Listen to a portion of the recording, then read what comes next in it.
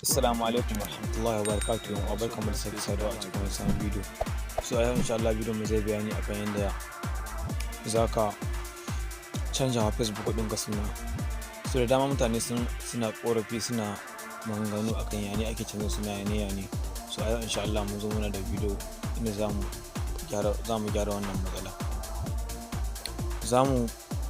Idan kana amfani da Facebook Lite, za ka alamar wannan dashin guda uku, wannan na kote, wannan layin a nan nasu kamar haka. Za ta nuna maka sai tana yi ga sunan tun daga page, video, videos, abokai, sauransu dai ga da sunan games. Sai ka je ka yi ƙasa za ka ga inda ka rubuta settings. An kaga wannan settings sai ka danna. Yanzu ta buɗe mana, sai mu sake danna kamar haka. Gashi mun iske phone number kinmu da name ɗinmu, to gashi sai mu danna editing name. Bayan mun danna editing name, za su tambaye mu sunan mu, sai mu saka kamar misali bar na saka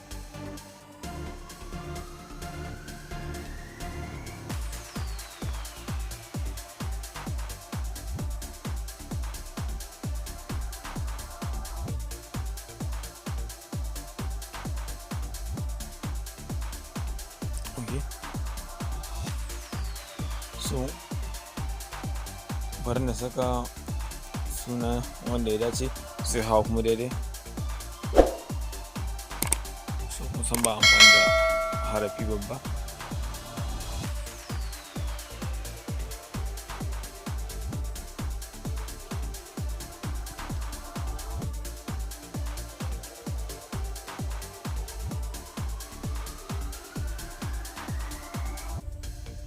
Okay.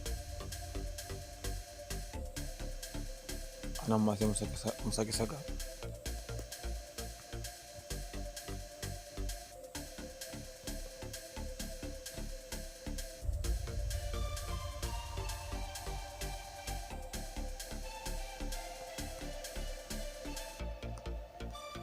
Gashi yanzu wannan sunan mu ne muke bukata, hau kan profile ɗin, sai mu yi ƙasa.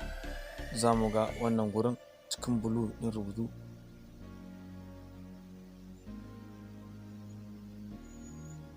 Wannan gurin ne za mu danna.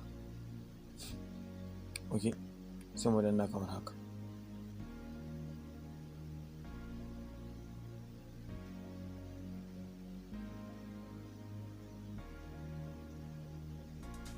Sai sun sake dawo da mu baya, sai mu sake sakawa. Za mu yi haka.